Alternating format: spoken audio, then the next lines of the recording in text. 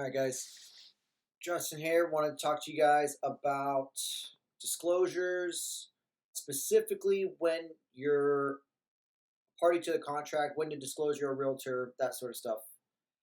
Apparently, we're having a little bit of an issue with that concept, and just want to make sure you guys understand it is kind of important to disclose this stuff.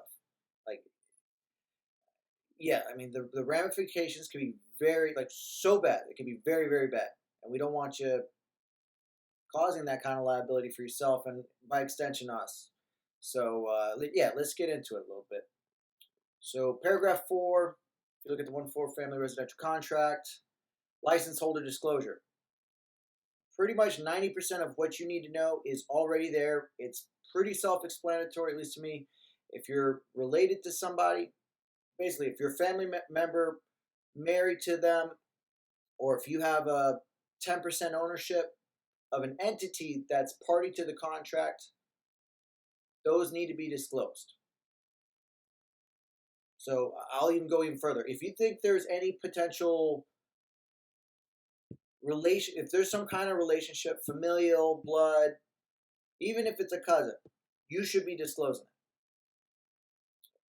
it. The ramifications, there's something called detrimental reliance. And if someone detrimentally relied on this information and it was misrepresented and it causes damages, that becomes a situation. And yeah, I mean, just basically the damages would be someone bought a property based on false pretenses, and then someone's going to be owed $250,000, $500,000. Okay, so it's or whatever whatever the damages are. It's terrible. It's absolutely horrific. All right, let's go through this. Representing yourself, that should be self-explanatory. If you're here's one of the rebuttals I've heard. I'm not taking a commission. That's so dumb. It's ridiculous. Like, you're not taking a commission because you're making a profit on the other side. No, duh. Yeah, get that disclosed. If you're married, that one should be pretty self-explanatory too. One of the rebuttals we've heard is, oh, I'm not a party to the entity. My husband is. The same rules apply, just like if it was for yourself and that was your entity. Okay.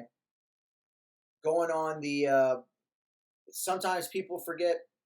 If you forget to do it, doesn't mean you can't do it anymore. You still got to do it. And don't just write it in. If the contract's already executed, it needs to be put into an amendment. It's like a special provision section for an amendment. That section right there, little paragraph 9. Throw it in there. Blah, blah, blah is related to XYZ. Pretty straightforward. It needs to be put in there. It needs to be amended in and initialed. When you're throwing big dollars around, and the worst situation I've seen before is some girl was trying to do an intermediary agreement,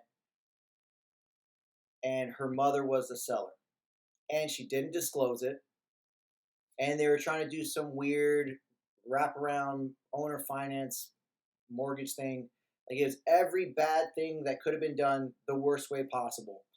And yeah, it's like 3 years later, they're still in a lawsuit. It's so bad. It's not worth it, guys. Just make sure you disclose it. The reason why you disclose it is that you need to disclose if there's potential, not necessarily conflict of interest, but know where there might be extra loyalties just because you're blood, or family. If you have any questions, give me a holler and I can tell you a little bit more about it. Thanks, guys.